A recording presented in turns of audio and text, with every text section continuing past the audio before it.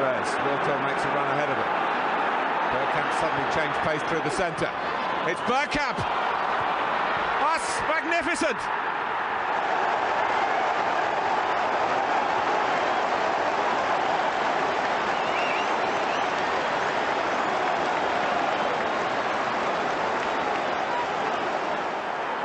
The move, and then this, which left Dabby's ass totally stranded.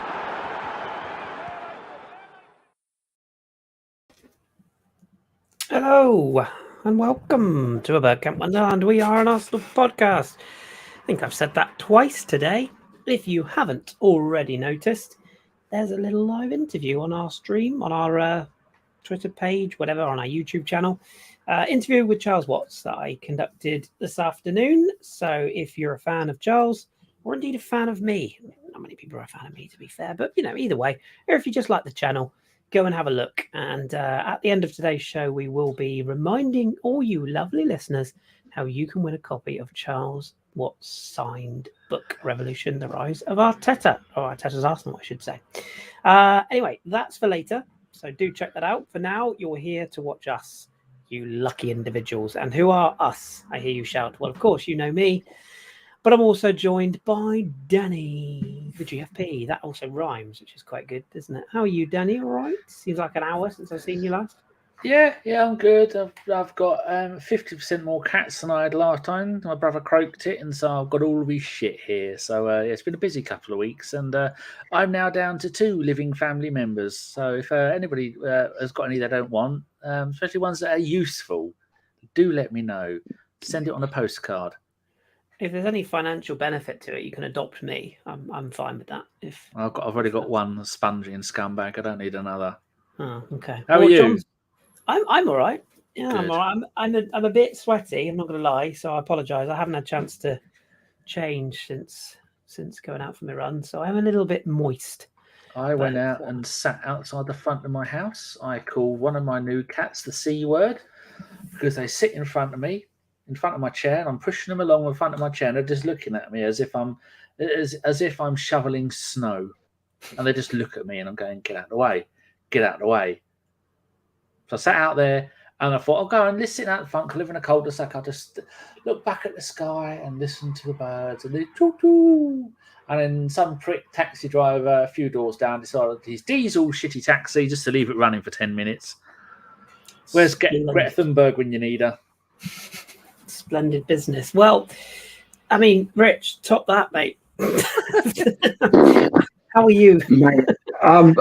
Yeah, I've not had any cats that I've needed to push along, or I've not been shoveling snow or anything like that. Just busy working, doing stuff for the NHS. But yeah, apart from that, can't complain, mate. Can't complain. Been better, been worse. It's all good. Good stuff. And almost right on cue, a loud. Pizza's here. I was going to say, almost right on cue, a loud motorbike goes past. Honestly, I would shut the window, but this room is a bloody oven. So roll on winter for quiet podcasts. Right.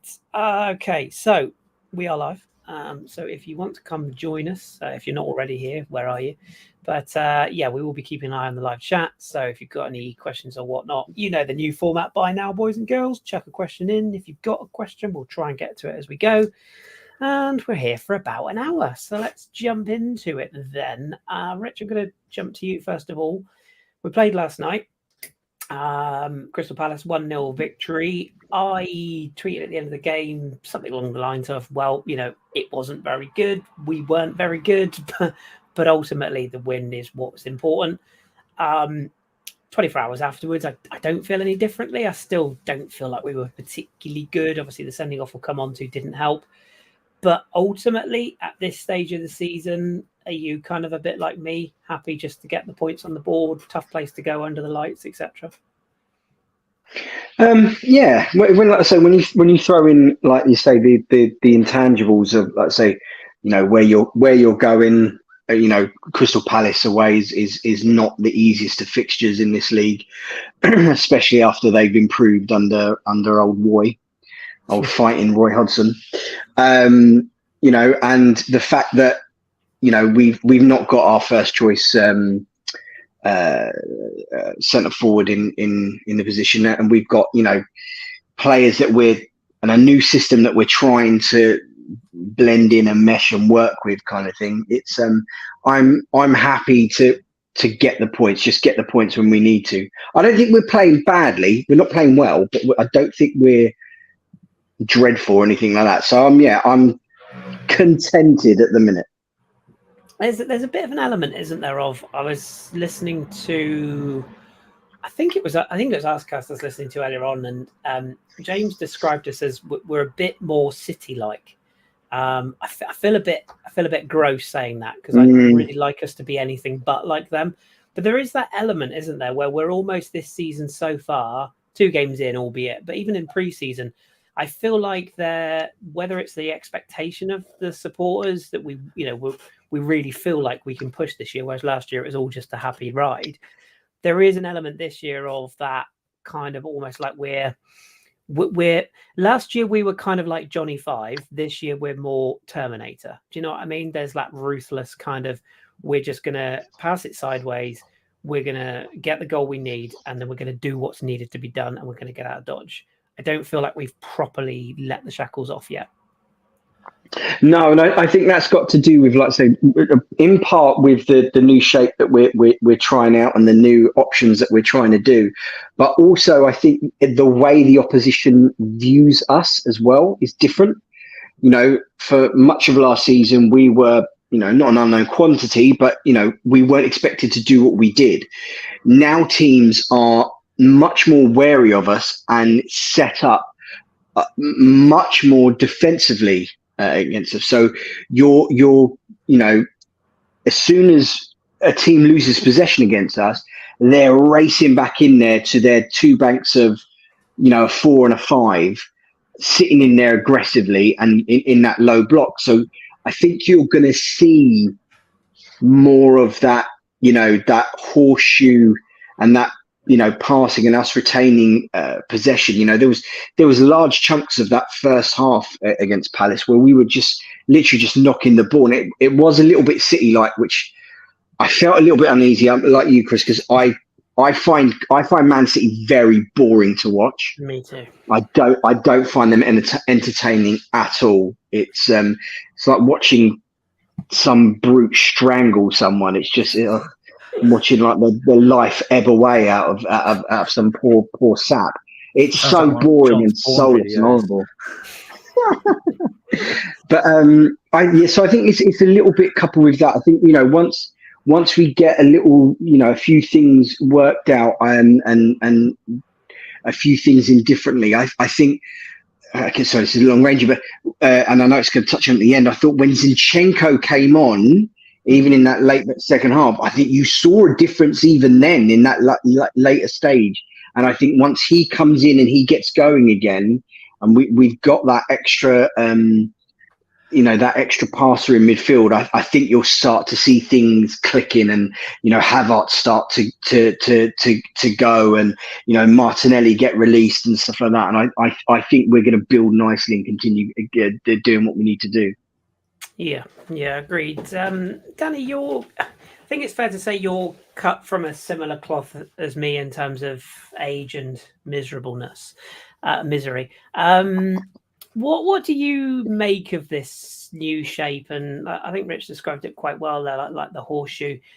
I think it's really interesting that even if you listen to the notoriously positive Arsenal bloggers, YouTubers, Charles, we spoke about earlier on, quite a few of them are all saying the same thing. Yes, the Thomas Partey experiment at right back is working. Yes, we're happy with the points. Yes, it's all good.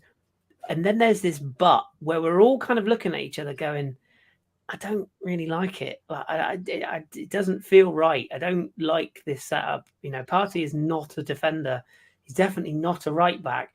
But one thing I noticed last night, especially in the first half, probably the man of the match for us being Declan Rice. To me, when we were attacking, he was basically the third centre-back, and Partey was sort of off, into that central mid, between central mid and right midfield. So is it just a is it just an eyesore? Is it just us looking at the formations on Sky and going, oh, Partey at right back? Whereas in reality, it's not really how it works? Or are you a bit like me, the old school 4-4-2? Are you a bit like that? Because I don't know. I just don't feel comfortable with it. I don't feel like it's the best setup we could have at the moment. Well, it just comes back to the age-old Football Manager analogy. You wouldn't do it in Football Manager. You would look at that formation, you go, right, we're going to play White at right back. Gabriel, I don't know if he's got a niggle or it was the links to going and playing in the Saudi Pro League or whatever it is, but we've got Kieran. We've got there's reasons not to play that formation, but we're playing that formation, and he hasn't had the summer of to trial playing Partey at right back, and so that's why it's not looking good. And the moment last night when who went off from Ben White went back to right back, so I can't. There's a lot of shuffling going, a lot of finger pointing, and a lot of that going on, and witchcraft and stuff. And as soon as Ben White went back to right back, I thought, well, this feels a bit more as he gets the ball and hoofs and runs down the right wing, which we like to see. It's a little bit like plate spinning as well. You've got Odegaard and Havertz doing the swapping. Well, I'll go forward a bit. Now you go back. Now I'll go forward a bit. And then you've got, like you were saying, you've got the Rice and Partey bit going on. There's a lot of people, a lot of players swapping positions. And all it takes is for someone not to know. And then you go, oh, hold on. I thought you were meant to be covering back there. Oh, no, was I doing that job last week? Who's doing this job this half? No, that was last half. We're just waiting for something like that to happen. And we saw against Forest, we can get caught on the break. And that's what happened against Forest. We weren't ready. And they brought on a couple of pacey players and said, yeah, watch this. And they went off and scored. And Palace are a half-decent team. It's odd that they've taken out their best player. And they are a much better side.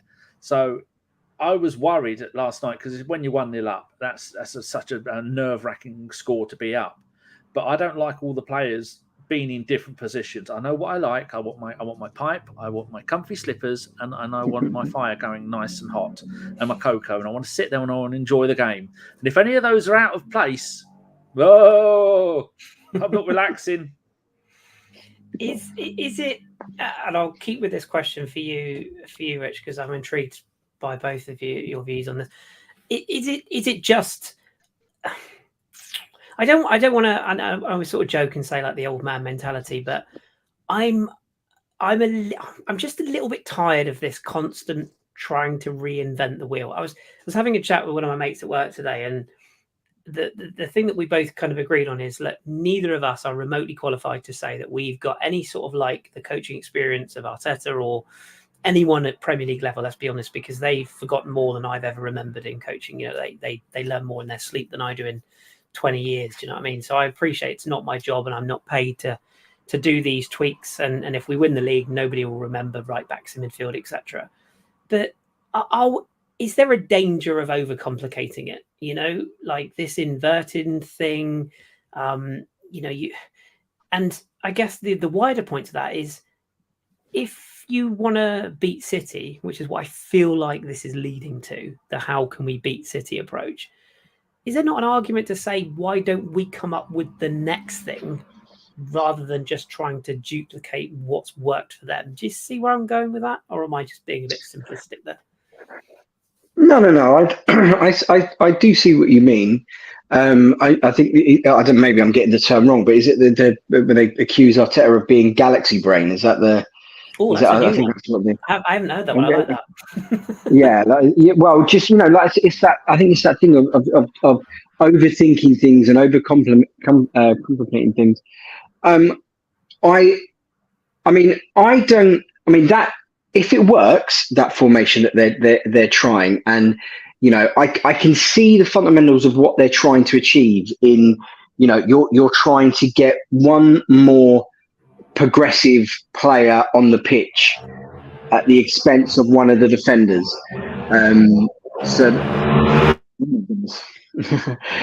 you can get one of the progressive players on the pitch at the expense of one of the defenders. So, I've heard people say that, with the ball, Gabriel is although not terrible, he's one of our weaker players on the ball. So if you can swap him out with say someone like Partey in that right back position, and then when we've got the ball, like you said, you've got that Declan Rice can drop back in, Partey will go forward, and things can change, and you can manoeuvre the opposition about.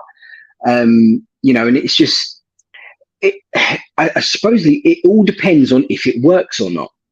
Because these changing formations is it's nothing new. It's going back to the good old days when Charlie Buchan and Herbert Chapman did the old change the WM formations and all that. Change to the WM formations and did that.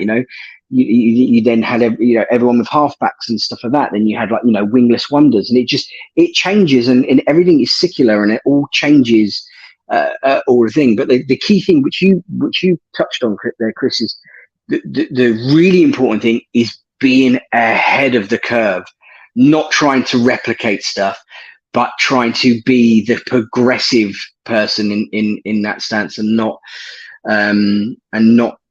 copying anybody. It's hard when you're copying someone who has for the last 10 years an unlimited transfer budget and an avoidance of FFP and the pick of every £60 million plus player in every two in every position for the last 10 years is always going to be hard. So I do get what you're saying, and I agree with you to a certain extent, but it's all about if it works or not. And because at the minute it's not quite clicking, because I think maybe there's too many new cogs in the team for this new formation to work straight away. I think that's maybe where the trepidation comes from, if that makes any sense. Yeah, for sure. And as I say, I fully accept that I'm not remotely qualified to judge. And like I said, if we win games, it's a minor quibble. It's just I'm just worried. I don't want Mikel to go full Pep. Never go full Pep. Hopefully, anyway. Danny, coming on to some of the performances on the night, I want to start with Eddie Nketiah, because he's almost as Havertz as Havertz can be in terms of dividing fan opinion at the moment. In terms of you get the player, the people who go to games on a regular basis, particularly home games, are very much behind him. He gets a lot of support. I just find that sort of the social media element, which you can never fully gauge a fan base on, of course, but there's just this sort of, don't even know, it's almost like that Wenger thing. I'm sorry he didn't cost 100 million type of attitude, where whether we all want a shiny new toy, but we all want a shiny new forward, which is why there's this element of it. I was talking to you earlier on about this, and maybe we can share that conversation with our listeners now, where I'm not saying Eddie isn't good enough. I just don't know if he works for us in this system. Do you know what I mean? And it's like, I think we both agreed earlier on, in a 4-4-2, in an old-fashioned formation, at maybe a slightly lower down club with less expectations, he probably fits to a T. There's just something about him to me that it just isn't quite right for our system. And the difference between when Jesus is in the side and when he's in the side is so marked.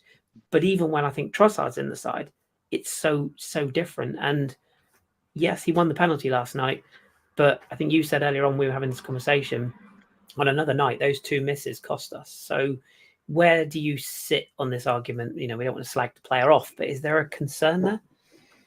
Well, if you look at Arteta's best 11, he's got his favourite players in their best positions.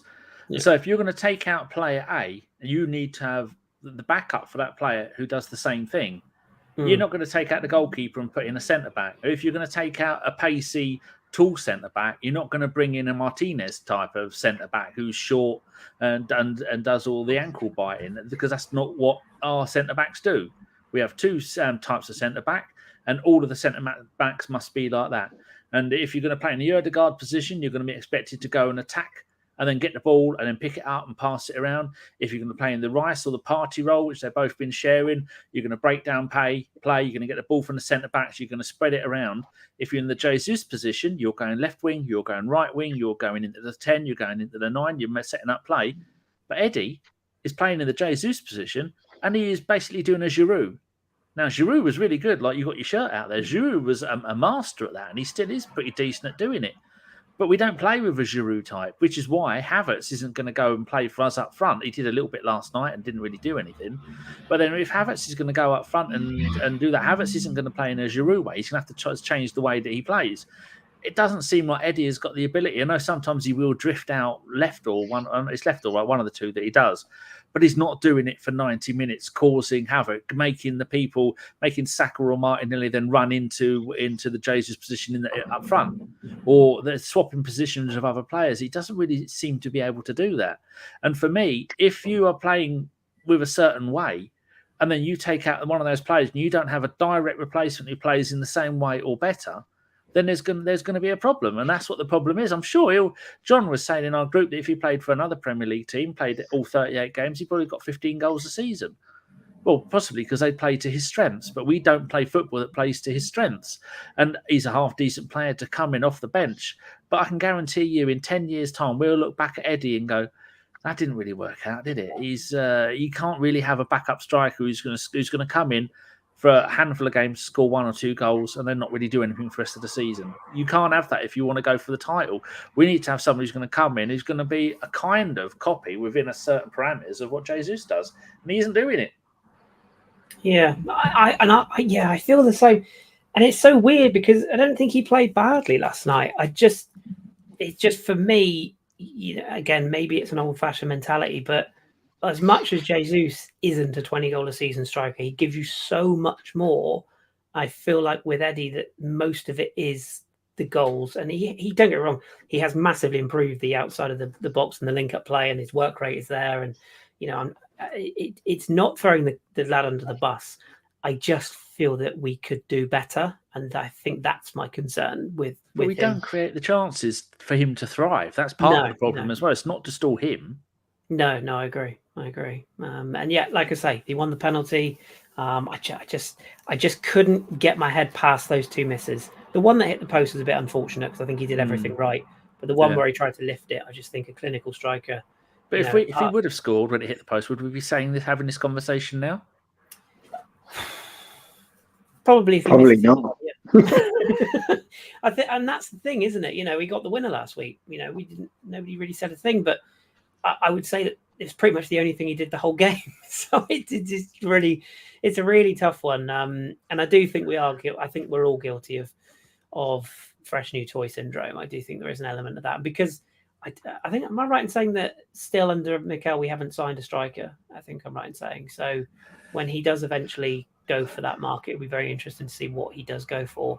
But yeah, it's one that's divided opinion. What about one that certainly didn't divide opinion last night because it was sort of deemed one of his best performances, Rich, was Declan Rice. I felt like last night was sort of he was fine against Forest. He's been, I feel like pre-season he's just been getting his fitness up. Last night we saw, I think, not glimpses, but I think there you go, he got player of the match. We definitely saw some of the reasons why we spent all that money, didn't we? Like his leadership, his movement off the ball, his willingness to take on passes, long and short distance, just everything about him. His positional play I thought was really good in the way he dropped into that defensive area and protected the back four. And he said, didn't he, after the game in his interview, that he's learning so much under Arteta and the limitations he didn't realise he could overcome, he's overcoming. What did you make of that? Was that big standout performance for you that made you go, yeah, this is worth this? Yeah, well, I mean, it's hard to top the summary you just gave, to be fair. But yeah, I mean, everything you said and more. I thought he was really, really good last night. You could see where his fitness is getting back to where it was after pre-season and all that sort of stuff, and his link up play and stuff like that, and his awareness of what to do and showing those different aspects of the game, he was the guy that, lovely little through ball for Eddie Nketiah that I think went on and hit the post. Yeah. His amazing, his brilliant engine and recovery pace to get back and fill in when need to, but also that other thing that, and I think it's one of the things that a lot of our players lack, but which he does, is that ability to get on the ball and drive with it. There was a really strong example of it in the second half, where he gets on the ball. There's two players around him, and he just uses his physicality. He's not the fastest, but he's not slow. That's him improving his game, and I saw that and I thought, oh, hello, you wouldn't have got that last season. Yeah, so it's saying I think he seems like such a good lad and a good character. Like I absolutely loved his post-match interview on Sky, where I think he said he woke up today and he just thought, let's have it, let's go. And I just thought, he seems so receptible to learn, and the willingness to improve is just it seems really infectious, and it fills you with hope that it's not going to be a 105 million albatross round our neck, that this kid is going to improve and get better and be the fulcrum of this side for years to come. It was, you could see it getting there. It was a really positive step in the right direction.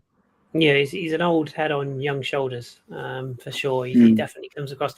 Woe be it for me to give any sort of praise to Gary Neville, but I did think he made a really good point on Sky last night. I very rarely watch the post-match stuff, but I was just bored and I watched a bit of it. And he was saying that in the clutch moments in the final games of the season, he's one of those players that is likely to make a difference. He's one of those who will actually give you that extra bit, both on and off the pitch, to motivate and get you over the line, whereas other players maybe haven't quite had that in. And this is why I always thought the Rice signing was very much the Xhaka replacement, not the Havertz Xhaka replacement. But Gary Neville, I don't want to give him too much praise, but he said something before the game that I agreed with. Carragher was doing this comparison between Rice and Keane and Vieira, and about the amount of goals and assists they had compared to what he had and stuff like that. And I was sitting there kind of not really thinking, and Gary Neville cut across and said, I think that comparison is wrong. I don't see them, especially not at this moment in time, like a Vieira, like a Roy Keane, when Roy Keane was young and first started. He goes, I liken him and see him very similar to Michael Essien at Chelsea. And I thought that kind of struck me, and I was like, I do see that. And I see where they're putting that plug, like this pains me because I absolutely hate Chelsea. But that Chelsea side back in the day, where you had Makelele at the back, like at the back of that kind of, if you want, like trifecta, then you had Essien, and then you had Lampard, which is what it looks like what we've got the makings of at the minute, with Partey in the Makelele role, Rice in the Essien role, and Odegaard in the Lampard role. All right, they're not completely compatible and not like for like exactly, but like I said, that similar sort of thing. And I thought that struck with me, and I thought that was very interesting comparison that he made. Yeah, I do agree with that. I do feel like he is. I just think that behind the scenes as well, I think he's going to be really, really important for us. And you don't always need a captain to have an armband. Sometimes you just need a personality to have that sort of approach. Danny, from your perspective, in terms of if you look at the rest of the team, I thought the other player that stood out for me anyway, maybe I'm a little bit biased, but the best centre-back in world football, William Saliba, facts. The thing I love about him is, for a guy who's so big, so powerful, so strong, yet quite quiet, he just exudes absolute chill. Like that tackle that you've got on the screen there, where he took Jordan Ayew clean out. I know the crowd all went up. Oh, was he taking him out? you knew instantly. Anybody who watched him basically catch up to Kylian Mbappe roughly 2 years ago now, as I did, and made that recovery tackle. As soon as AU broke through, I was like, yeah, there's no issue here. Saliba's catching him. He's just so vital to anything we do positively this season and beyond. It presents both a blessing and a curse, doesn't it? Because if anything happens to him, I worry. Like I'm not convinced about Ben White as a centre back. I've just truthfully never have been. I liked him as a right back because I feel like we get the best out of him in multiple areas. As a centre back, I'm just never quite sure. And we'll come on to Gabriel in a minute, but he's just so good, isn't he, Saliba? Like, we're very lucky to have a player of such calmness under pressure. He looks like, when I close my eyes when I'm having a panic attack, I don't have panic attacks, but if I was looking at the football, I close my eyes and I see him in a Real Madrid top, passing the ball to Bellingham. I mean, they've reinvented Bellingham. Bellingham is now a 10 at Real Madrid. Did you know that? Yeah. He scored 3 goals in 2 games. They said they're playing a new kind of diamond formation, and he's tip of the diamond formation. And I think they'd probably be looking at him going, God, if only it was the olden days where we could steal that player and not pay anybody for it for at least 5 or 6 years, and then throw him a bone after. What a wonderful player. And he's the way you can just, if you could stop and open up the top of his head, it would be like the Matrix in there as he's figuring out every single possible move, like some kind of chess grand champion of what the player he's up against is going to do. And you go, well, if he's going to go that way, I'll have this done. If he's going to do that, I'll have this done. And every time he reads them, and that is a sign of a great player. I mean, that was always, when you got older as a centre-back, what you lost in a yard of pace, you'd make up with your ability to read the game. Now, he's got more pace than most centre-backs. Huh? Martin Keown was a prime example of that. Yeah. Ah, quite true. No, not what he said. I mean, as Keown got older, he was always quite quick, but he read the game. So he was such a good man marker, wasn't he? That's it, exactly. And if he's doing that at this age, I mean, what is he, 21, 22? I know, some number like that. It's just imagine if he stays at the Arsenal until he retires. I mean, I don't think he will do, but if he did, he could be better, doing more stuff than what Tony Adams did, who's my favourite player. But just watching him play, and you just know everything's going to be right when he's there. I mean, as much as we like Gabriel, which I know you're going to come on to, Gabriel is a little bit of a Rottweiler with a bone, isn't he? Running around headless at times. I mean, he made a difference last night when he came on. Yeah. And he got the captain's armband, which was nice to see. I'm surprised they did. I'm surprised Rice didn't get it, but it's just, we are blessed at the moment with Kivior. Did you see the width of the shoulders on Kivior? There's enough room there for 2 more heads. He's fucking massive, isn't he? We're blessed with a decent bunch of centre backs after going 20 years without any. Well, that's my only worry, is that we've got so many centre backs who we insist on playing at right and left back, which maybe we'll come on to next. 22, Saliba, by the way, 22. He's not 23 until he's 23, which is how it works. March next year. Saliba is the best bit of business we've done all summer. Absolutely. Tying him down to a contract. Yeah, him and Saka are the 2 biggest contracts we've signed in recent era. I completely agree. What did you make? What did you make of the sending off Rich last night? Tomiyasu, I'm going to upset people again. He's a centre back, and I'm not saying that contributes to the sending off. But to me, whether he's at right back or left back, but particularly at left back, which he clearly isn't. Cue another motorbike. He just looks a bit uncomfortable wide. Like, he's built like a centre back. He has that stride of a centre back, almost like the Saliba type of build. And I just feel like as a fullback, he's just not it. Like, that's just how and that's not criticism of him, because I know he's played there, but he just is primed to be turned by wingers. And that's what ultimately led to a sending off last night. The booking, I don't know about you, but the first booking, I don't have too much sympathy. I know there's this 8-second, 32-second thing.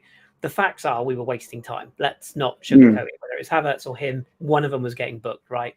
But the second one, it's just ludicrous, isn't it? And surely that's the prime example of why VAR should be allowed to intervene when a referee makes a clear mistake.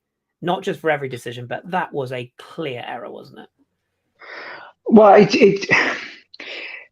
it compounds things when literally a way more egregious foul of the similar type was committed by Ayew in the start of the second half, and nothing was given. But yet he could not wait to whip out. Yeah, look at that picture. He was absolutely. I was shocked. I was actually shocked when then Ayew got booked in the first half. I actually tweeted out. I was like, "Holy hell! Did Ayew just get booked? Because that guy never gets booked against us." I think there was a couple of games we played against him ago where I think it was like he had like 9 fouls against us before he got booked. Yeah, and then like Jakub did one foul and he got his obligatory booking. It was just it would the ref. If it was again the other way around, if that was a Palace player, they're not getting at home. They weren't getting that booking. The ref absolutely, it was a hometown, a home ground decision. It was absolutely shocking. It was, yes, he does, jostle him and he does get a bit of his shirt. Not enough to send Ayew sprawling. And, that whole rule, which I don't quite understand, that VAR can't intervene on a second bookable offence, which again I don't. Why? What? It's either a clear or obvious mistake or it's not. What has it got to do with it being a second bookable offence? It makes. I mean, I don't understand. I don't get it. The second yellow card was farcical. The first yellow card, although slightly annoying because they're going to put the time on anyway. That's why we're having 9-10 minutes at the end of the game. He had warned us when Partey was fucking about with the ball, given to Ramsdale for the goal kick, and then Havertz had it for an eternity before giving it to Tomiyasu. Yeah. So that one I'm less mad at, but that shirt pull and how quick he was to send him off when, as I said before, when Ayew did way worse and got absolute sod all for it. That's what annoys me. That's what I find egregious and really irritating with the PGMOL and these referees. It's just nonsensical decision. There's no common sense applied to the situation, and it just annoys me. That's the bit, like you said, that's the bit that annoyed me. It was that it was annoying in itself that he got the second booking, but what annoyed me more was the Ayew one, if anything. Like if Ayew had walked and then Tomiyasu had walked, I'd have gone, all right, it's sort of fair enough. And you're right, Tomiyasu definitely does make a movement to grab the shirt. It's slightly to his back, it's slightly away from the camera, so you can't see, but he does clearly have a grab. But it's contact to contact. He's trying to get in front of the defender. And then when Ayew realizes that he's touched him, he basically his legs just go from under him and he falls to the floor. We gave the referee a decision to make, but I don't know. I just felt the Ayew one was what wound me up more because it was just it was so blatant, and like, as a few other podcasts have said today in their reviews, home teams just don't get red cards for that. Away teams do. And that's the bit and that referee, by the way, was his name Coot? His face really bugs me. Like, when some people just have a face you want to punch. Like, I mean, to be fair, that's most of the referees. But he's just got that smug. David Ellery. He has got that David Ellery smug. No, I'm in charge. We do it my way. Who's the other prick who, what's his name? The other referee. No, I'll stick with it. The other prick. Who's the guy who, what's his bloody name? I can't remember. It's not the one we've got next week against Fulham, Paul Tierney. Paul Tierney, I think it is him. Yeah, he used to have hair and then he sort of shaved his hair off. Yeah, it's him. Yeah, he's another one. Absolute, virgin schoolmaster. That's what he is. Like, never seen a pair of tits in his life, and basically spends his entire life going, "No, I'm going to read the rule book to you now, player." Oh, fuck off. Nah, I'm sorry. Like, there has to be a way of getting ex-professionals into refereeing. There just has to be, because it's just, I don't know. And I thought Arteta's comments after the game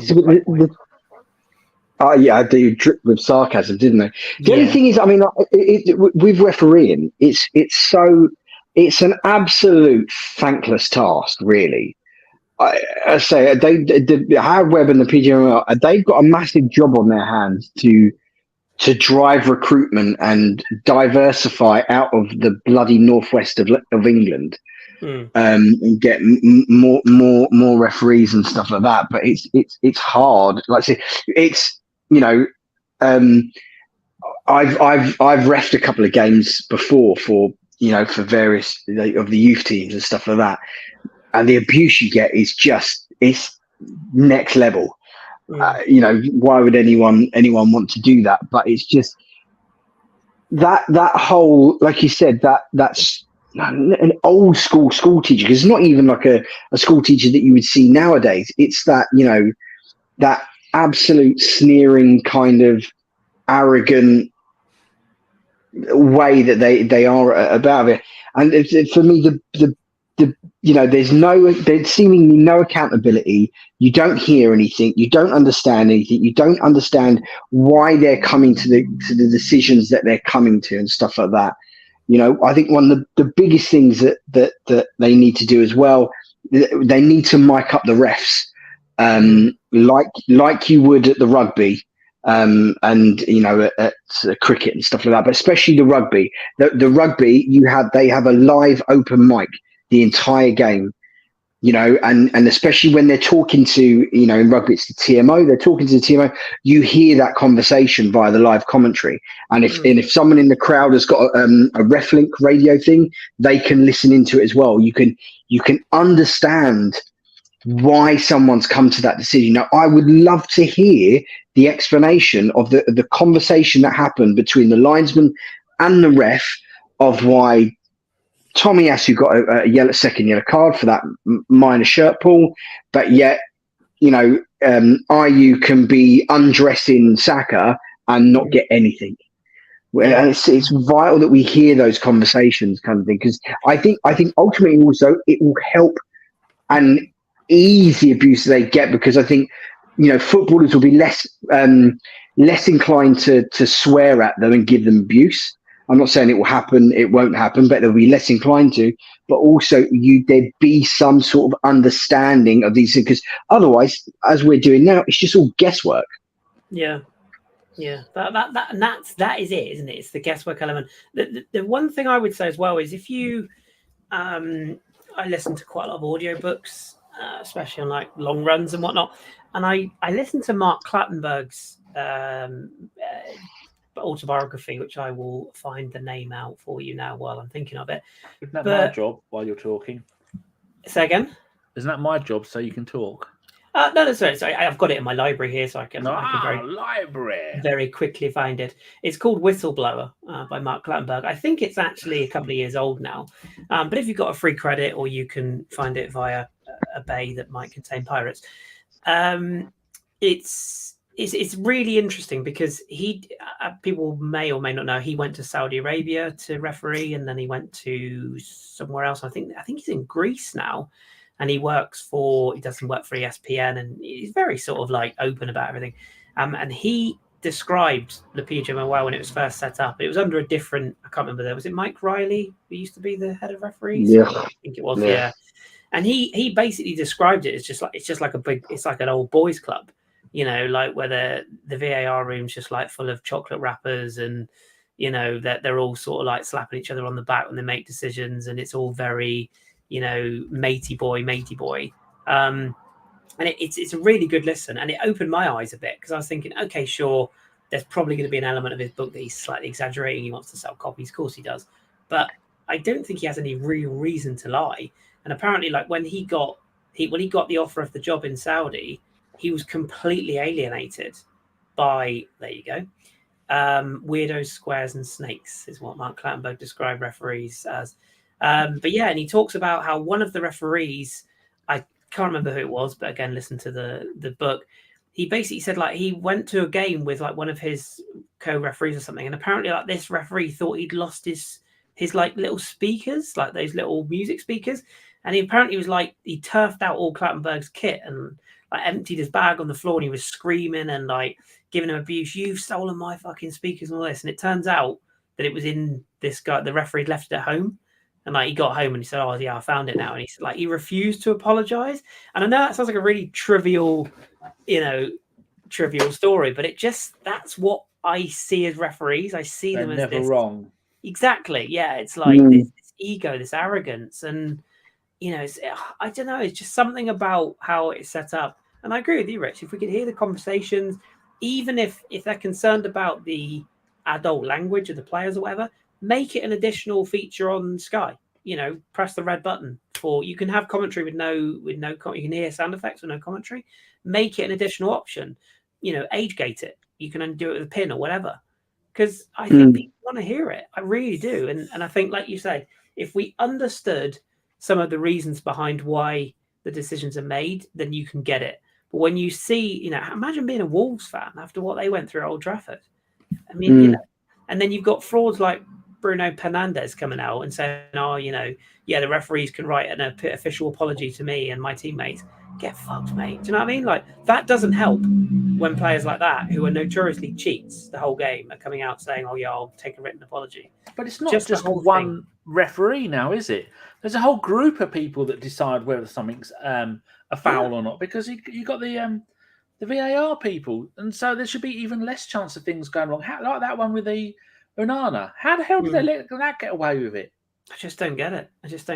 I really don't. And yeah, the Onana one. I mean, it's so clear. Like, it's just so clear. I genuinely can't understand it. And like I say, if you're Wolves, they're one of the teams that are being sort of dubbed to potentially go down this year. If they do go down by 2 points, like, imagine how they're going to feel after that. Anyway, but yeah, it's worth a listen anyway, that book. And I think whilst I can understand, I do think I think Tomiyasu sort of put himself in that position, and the time wasting thing. I do think we have to get smart with it, and I think we have to get smart quick, because we let's be honest, we're not whiter than white. We like to waste a bit of time, particularly when we're 1-0 up with 10 minutes to go. I think we have to get last night when Havertz got booked for throwing the ball away, and the commentator went, "Well, if you're going to roll the ball away, don't roll it towards your own end." Yeah. Do you know what I would do if I don't know if they've brought this in at Sunday League level. I imagine they wouldn't have done, because there's so much shithousery at that level. But if it was me, like when they say, if you get caught, if you get done for speeding, at least make it worth it. Smile at the camera and put your foot to the floor. I would, if it was me, I would pick the ball up and literally just volley it out of the stadium. I'd get my money's worth, like, all day long. I wouldn't just tap it away. I'd absolutely twat it. That's why I got caught doing 106. Speaking of shithousery, have either of you seen, this is completely off topic? Did you see Ben White coming out of the tunnel? Well, there isn't a tunnel at Palace, is it? Because you kind of walk along the side. But did you see him whip out his AirPods just before the game? Did you see that? Yeah. No. He's literally walking on, like, not just for the warm-ups. He is literally walking out for the kickoff, and just before the game, you see him flick his AirPods out and put them in his tracksuit pockets. For real.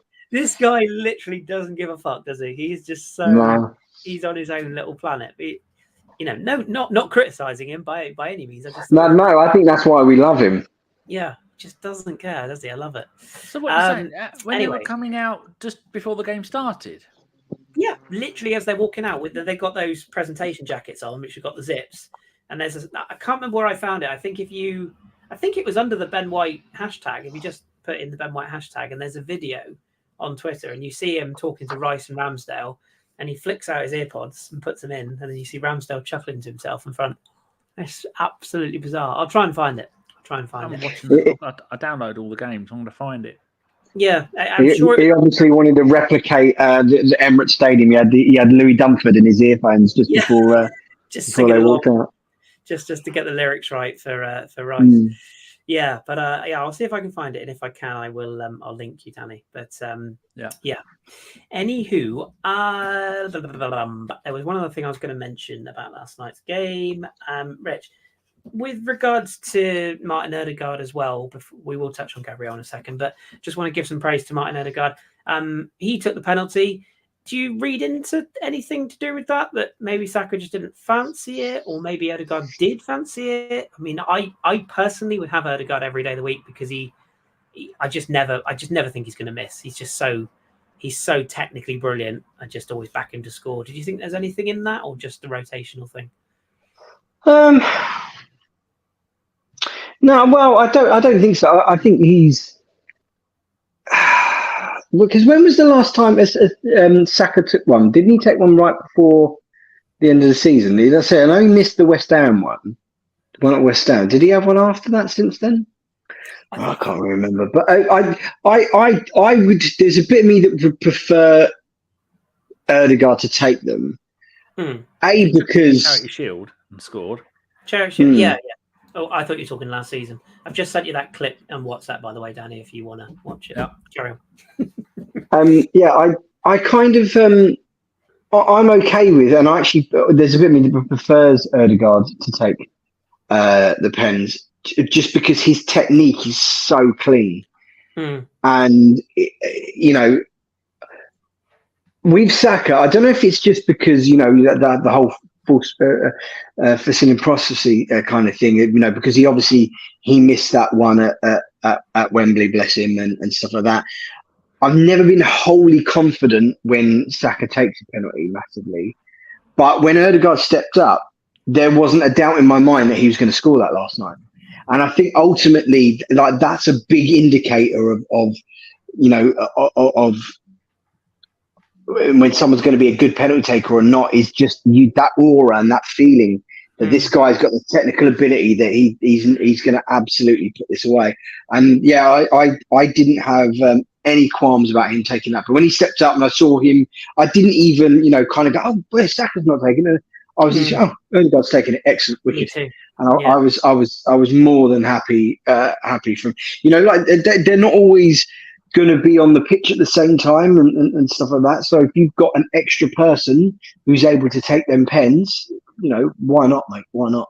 Yeah, I agree. I think if you've got the options and you've got a player who's confident of taking them, then I'm all for it as well. Totally agree.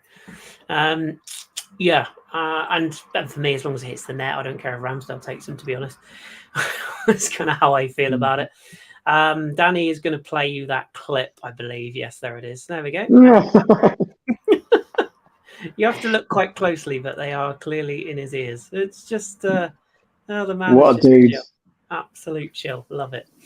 Danny, let's talk Gabriel, because I want to get both of your thoughts on this one. So, the Salt Bay of journalism, Fabrizio Fraudnaldo, he's apparently tweeted after the game that Gabriel is absolutely not going anywhere. It was followed up by Mikel Arteta's press conference. No, he's here to stay. He wore the captain's armband. He celebrated 2 blocks like he won the World Cup, which I love. He loves a bit of tackling, doesn't he? He does. And you were talking about Saliba earlier on, and his calm. The thing I love about Gabriel is him and Saliba together. It's just a match made in heaven. It's that angel and devil. It's fire and ice.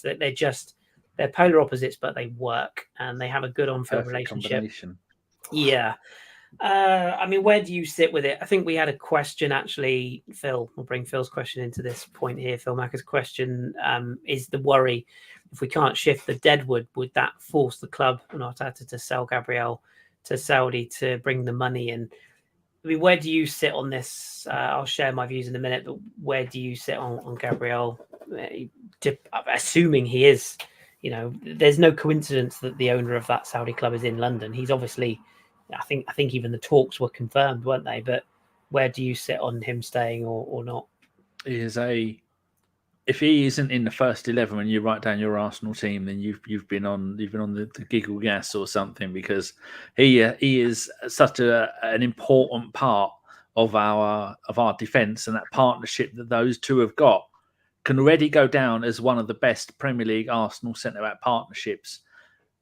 Maybe it won't compete with Kieran and Adams, or maybe Campbell and Toure and stuff like that. They're not quite at that level, but they're headed that way, because you've got the Sol Campbell was the Saliba one, the cool, calm, collected one, bringing the ball out, and then you got the harder one, which was like Toure, because Toure was a defensive midfielder when it came to the Arsenal, and like Gilberto was another one who was rock hard. You need to have a bit of a madman there, and you need a madman and a thinker, but both who can do fantastic tackles and defending and read the game, and they both do it. And no one should be, the rest of our team should be able to come in and take either of those out of the team. Like you were saying, I mean, the big worry is Saliba if anything happens to him. But it's just so important that we keep him, because if he comes out, then you're going to go, what are you going to do? Play Ben White? Then you play it right back. And then it's a domino effect of take him from there, this from them. Now that we've got Timbers out for at least till Christmas, some are saying the season, Kiwior looks good. But he's not ready to come in yet. Although he's a year older than them. I didn't realise Kiwior was 23. He was 24 in February. Yeah, he's a little bit older. Yeah. Holding is sadly done at the club. Tomiyasu, well, I haven't really found a position other than right back that he has excelled at for me, and that's it. That's all we've got. So we can't get rid of him, because if you need to make money, then we'd have to replace him with another centre back, unless he's got someone else out there.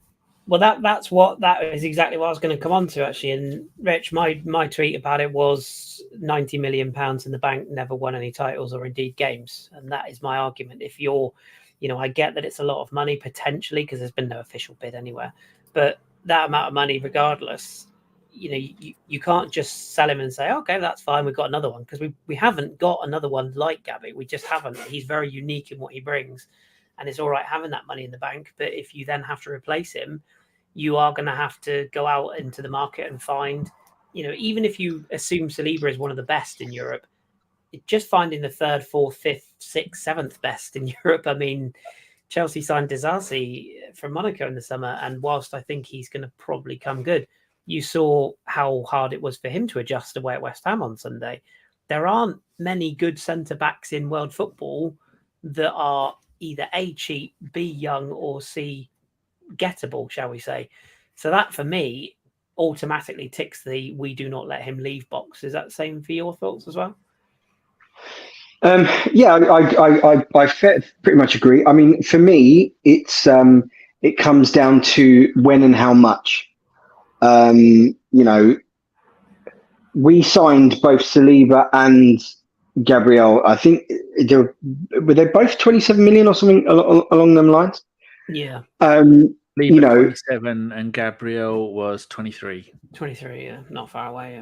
Yeah, yeah, so they weren't massive expenditure, especially the Gabriel. That kind of snuck in from that no one saw. And I sometimes I think I need to do it my own self. Is sometimes I need to unwed myself from the player. I take it back in a couple of years ago when I think Wolves came in for the Conservative for like 20 million. And I was like, oh, no, we keep him. And then he doesn't play for us, and he's gone for nothing. I think if the Saudis come in for like a 90 million bid in the beginning of July, I'd be way more open and receptive to making that sell, and that's no reflection on my standing or my thought process on Big Gabby. I love his desire to defend. He's a defender first before anything else. I cheered on every single tackle and block and every cheer that he made last night as well. Every that tackle, the shielding out from the ball, celebrating everything. It got you pumped. It energized us, and it was fantastic. And I absolutely love what he's brought and the consistency that he's brought to our defence and the improvement season on season, game by game that he's brought. Because when he first came in, he was still even more raw than he is now. I mean, like, as you guys said, he's still a young guy. But this late in the window, even if it's 90 million, I don't see the point in selling him now, because you've got zero time to get another player in. And I think that's why I don't think that we will sell him, and I don't think we should sell him. Not in this incident. Him and Saliba.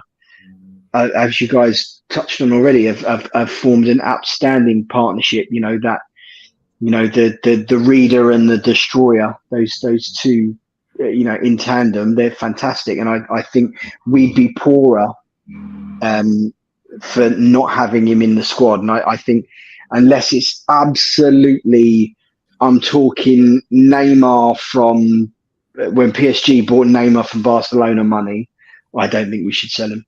No, I agree. And I think the other side question to this as well is, like Phil put in his question there, this sort of idea that if we potentially don't shift the deadwood, we might need to sell him to, balance the books.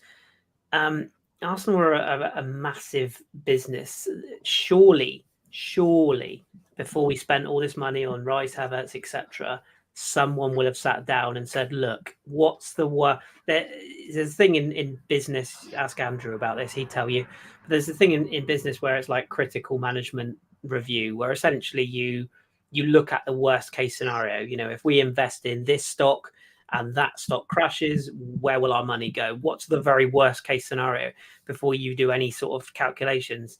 And surely the club will have looked at this and said, right, in the worst case scenario that we can't shift, Cedric and Nuno and all these other players, can we still afford to spend X on Y, etc.? Surely. I mean, it would smack of complete inability to manage it financially if we didn't. So I don't think we're in a position where we have to sell. And I think a lot of our players as well that we are trying to get off the books, they will go, but they'll go at the end of the window. Balogun will go. I think the fact Tierney is not making squads tells me that something's going on there. We know that Rob Holding's talking to Besiktas. Nuno's got 3 offers on the table at the moment. One of them is Aston Villa, who I think if they shift Luca Digne to Nice, which looks like it's going to happen, he'll be very much one that Emery's worked with before and would be keen to bring back. We will shift these players. We just might go and have a look at Arteta. I mean, Edu's chalk whiteboard, and it will say, first of all, sell. If you can't sell, loan. If you can't loan, cancel the contract. Yeah, I mean, I think the loan deals are a really bad idea because you just get stuck with deadwood that you literally can't shift, and then you end up having to pay off players like Kolasinac and Mustafi and God knows what else. So I do think we'll sell. But again, if you look at the market, I mean, someone like Nuno Tavares, we're trying to get 25 million for him. We're not going to get that, but we might get 15, for example, because he is a very sellable asset in terms of his athleticism and the skills he has got. He's very sellable. Cedric probably less so, but if you can get his wages off the book, that's something. Pepe is back at Colney, and I know a lot of people got very excited about him sort of tweet or Instagramming the picture of him back. I think he was probably back to negotiate the terms of his exit. For the record, 7 million to get rid of him. Well, and this is where the balancing act comes in of the whole, we haven't really got cover for Saka. If he's happy to stick around for a year and be Saka's understudy, isn't Nelson cover for Saka? Well, that's the argument, but people see him playing the other side, which again I'm not sure about. Also, all I'm congratulations on equaling Paul Merson's record of 82 Premier League starts. Yeah, that's fantastic. But he's going to break at some point. Like, he is 5 bone china for us, and we can't flog him into the ground every day. And like I say, I'm not saying I think it's very unlikely that Pepe ever pulls on a shirt again. But if the choice is, let him go for free and pay off his contract, or keep him around for a season and, get something out of him, that's the decision that people are way above me are paid to make. And I think probably we will cancel the contract purely on his wages, really. But 140 a week. Yeah, it's a lot of money. It's a lot of money. So I do think we will shift people. But going back to Gabriel, I think, bear in mind, I saw him at Lille before he even signed for us, and the strides he's made from he was a very rash centre-back at Lille. He's still quite a rash centre-back at Arsenal, but he's improved so much. And physically, he's I don't think we have another defender like him, really. I don't think we have that. He is your classic fist-pumping, all energy, isn't he? I don't really feel like we've got another player like that. So, personally, I would not be looking to get rid myself. Right. Okay. Only other thing I wanted to bring up on this week's pod really was to just sort of go over the next game, which I believe is Fulham. Is it on Saturday? We got a Saturday game. It is on the 26th, which is going to be a which is Saturday. Yeah, Saturday. It is a Saturday. We have a Saturday game. Who'd have thought? It's a home game. At 3 o'clock on a Saturday. God, it's as rare as rocking horse poo. Rich, I'll start with you on this one. Do you feel like any changes might be afoot in that particular game? And is it one of those games? Fulham seem to be a little bit transition, Mitrovic, and all that's been going on. They don't look quite the same side as last year. Is this the home game where we kind of let loose a little bit and actually put in that performance that people are craving? Yeah, I hope so. I think the main change is going to be obviously necessitated by Tomiyasu's suspension, with Zinchenko coming in for him, and I thought, in the Palace game where we were really, really under the pump and we were looking really naive and stupid at times, stacking the ball away up to nobody. And then we made some changes and Zinchenko came on just with 10 men. The difference in our team when Zinchenko came on, it was quite startling to see how much that dude improves this side. So I see him coming in for Tomiyasu,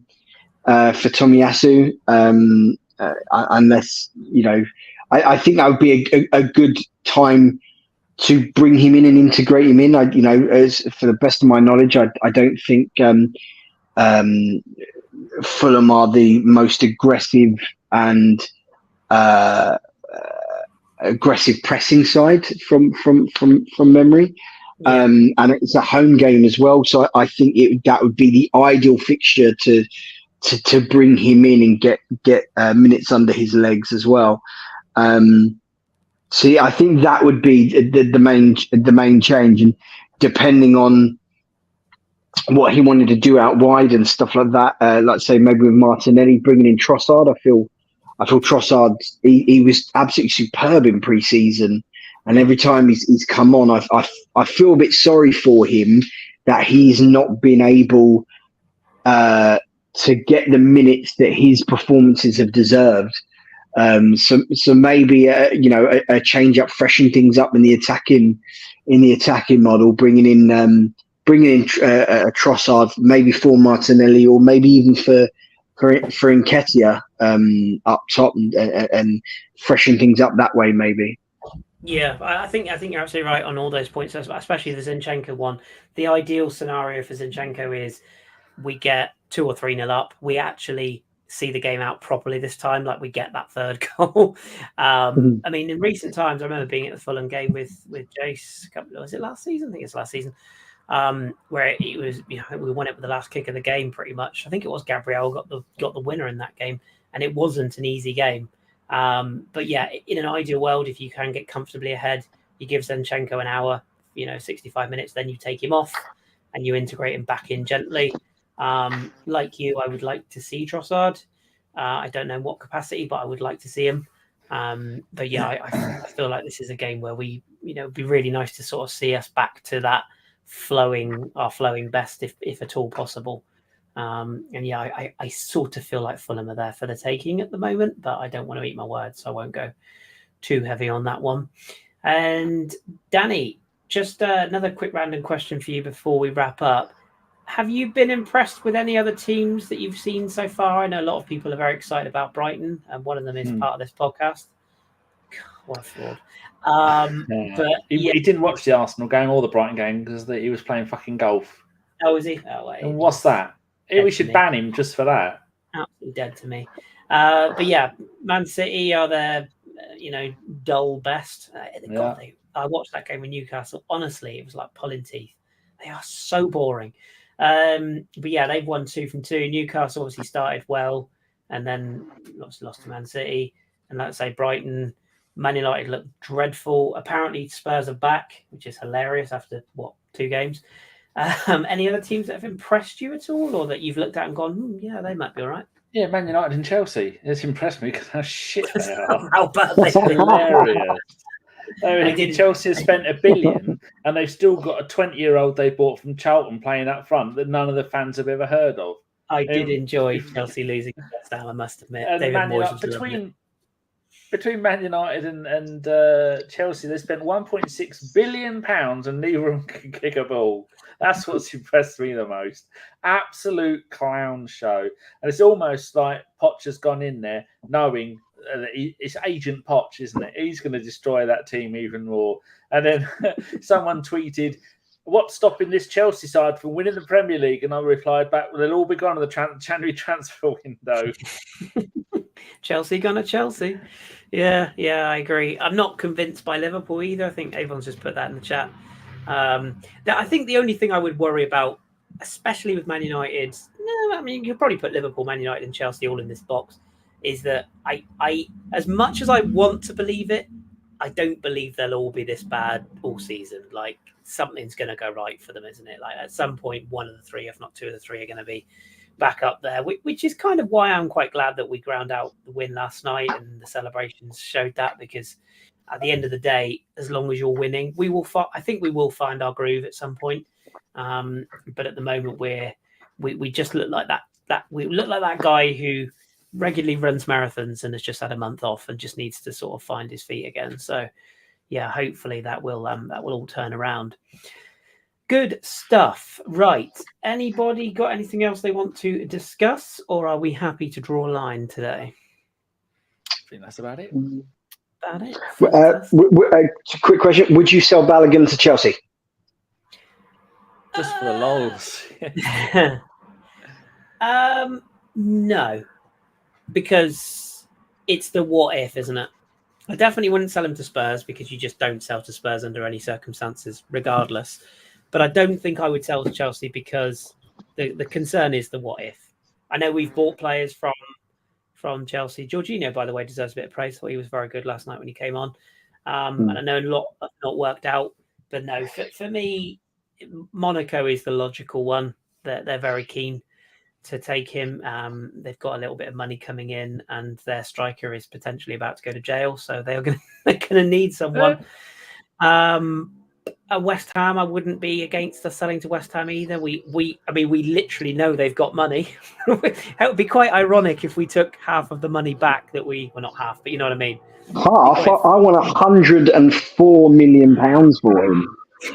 I mean, you might get that in like 56 installments. It'll be like you can buy Balogun on Klarna. It's kind of like that. But I wouldn't be against us selling to a lower down the table rival. The other one that would have been interesting to me is Everton, but it looks like they're going for Ekitike at PSG. DCL out again. Yeah, I know. Oh no, the best one of the injuries is new Chelsea captain Reece James. That was a fantastic bit of fucking business. Injured already. Giving the captain's armband out for 2 months with a hamstring injury. You could not make it up, could you? At least he's not stamping on people like his sister. Well, yeah, there is that, but yeah. But yeah. And look, we went the entire podcast without mentioning the Women's World Cup. Unlike every other fucking podcast. That's because nobody watched it. Did I say that out loud? Sorry. No, I watched it. You would do. You got a girls' team. I would have a normal. I mean, why are Australia hosting a bloody World Cup anyway? It's not even. That's what I was referring to. It was the time. Although, actually, to be fair, the final was 11 o'clock, wasn't it, in the morning? I think so. Yeah, it might as well be 2 in the afternoon. Then I might have watched it. Yeah, I personally, I mean, you know my thoughts on England teams, Danny. I'm not the person to talk to about England, but no, I mean, I'd be honest, I don't know any of the women's players, so it wasn't for me. But by all accounts, everyone says Greenwood might be off to Monaco. Apparently, it's a really hard discussion when Man United and that player mutual consent. It took him 5 hours to try and make him understand what mutual consent meant. I think Avon might be trolling slightly there, because if Greenwood and Ben Yedder were up front, you would have severe law cases coming out of your ears. That'd be the actual prison FC, wouldn't It really would, yeah. And Lorient have got Benjamin Mendy, so there'd be quite a collection over there. But yeah, but yes, as I say, it's unfortunate for the England women, but for what I can gather, or from what I've heard through people who know the women's game far better than I do, Spain were worthy winners. So it is what it is. It is what it is. And of course, their president kiss for it at the end. Yeah, it's a bit cringe, isn't it? Hasn't he got previous, Tabas? Hasn't he got previous for being a bit of an arse about something else? I seem to remember Joel saying about it, but yeah. Anyway, less said about my favourite thing of the final was Mary Earps after she saved the penalty. That giant "fuck off," which is now going to be my go-to GIF on everything. That has become memed heavily, hasn't it? I've definitely seen that doing the rounds. Yeah, fair play. And I did see Nike got in trouble because they're not selling the goalkeeper jersey or something. So it is all happening, isn't it? Anywho, right. We will indeed leave it there for this week then. For those of you who have not been in the streams recently or not been on the YouTube, etc., like I say, this season we are planning to do pods on a Monday. Obviously, we're doing a Tuesday today because we played on a Monday, but we're going back to Monday pods. And when the Champions League is underway, we will probably try and squeeze in a Thursday pod that same week because we'll probably have quite a lot to talk about. But yeah, the pods will be a bit shorter this year because we have lives. I mean, we do. Danny doesn't, but most of us have lives. So, and Josh has got golf to play and John's got a house to find, and there's all sorts going on in life. And Jeff hasn't done a show since season before last, so fingers crossed. But he has got to find somewhere to live. I think that's a perfectly good excuse, to be fair to him. But yeah, we will be keeping it as regular as possible. And if worst comes to worst, it'll just be me and Danny talking shite for an hour. So look out for that. Until you get bored. If you haven't already, I'll try and be here for you. Hey, I committed tonight, didn't I? I went away and came back. So amazing. That's more effort than Josh has put in a year. Well, Josh not that he'll hear this, so it doesn't matter. Josh is the new Kris, isn't he? No, he's the new Ellis. It'll be like fuck Josh. That'll be the fuck new Ellis. That'll be the new hashtag. Anyway, enough of this waffle. Thank you very much for those of you in the chat that have joined us. We appreciate you very, very much. We love you all. If you are new to the channel and you haven't already hit follow, why the hell haven't you? And do click subscribe, click the bell for notifications when we go live, etc. and so on. We've got a Facebook page. I don't use it because Facebook's... I can't remember the last time I went on Facebook. Good grief. But if you do, then like the group or whatever it is these days. And of course, we're on the X or Twitter or whatever the hell it's called. Nobody really knows anymore. And as I said at the start of the pod, have a watch of the Charles Watts interview because you have an opportunity to win a signed copy of his new book. And Danny, how do they enter the competition? You send us an email to bergkampwonderland@gmail.com, and it has to be the date of the very first Charles Watts podcast on his YouTube channel, his first YouTube video, not necessarily podcast. And you have to subscribe to his channel because he's a lovely, lovely man. He is, and he's given his time to us twice now. But yes, just like Danny said, has to be an email, and you have to be subscribed to his YouTube channel for a chance to win. And he's even said that he will personalize the message inside for whoever the lucky winner is. So good luck to all of you. Hopefully Ellis wins it. I hope he bloody does. Right, fuck Ellis across the front cover. That'd be brilliant when it gets Charles to write fuck Ellis. That'd be fantastic. Anyway, right, that's enough of this. I need to go and get showered, and Rich needs to check that there's no foxes for the dog to chase. And Danny, God knows what you do with your evening. Valheim, dear boy, Valheim. Valheim. Okay, well, whatever that is, you enjoy it. Just always use protection. Right, that has been Bergkamp Wonderland. Many thanks to Rich. Thank you, Rich, for stepping in the last minute. Appreciate it, mate. Thanks for having me. Yeah, always a pleasure. And Danny, you have to be here, so thanks for being here. There you go.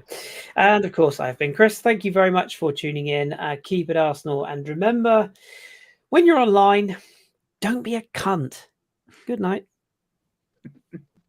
As soon as I scored that goal, I was fucking livid. Get down, dog.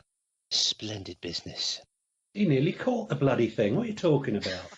So I was just eating a full quiche. Well, you don't often see them at it. So when you see them in the supermarket, they need to be swagged, microwaved immediately, and get the brown sauce on and bosh, Bob's your uncle. Never in doubt.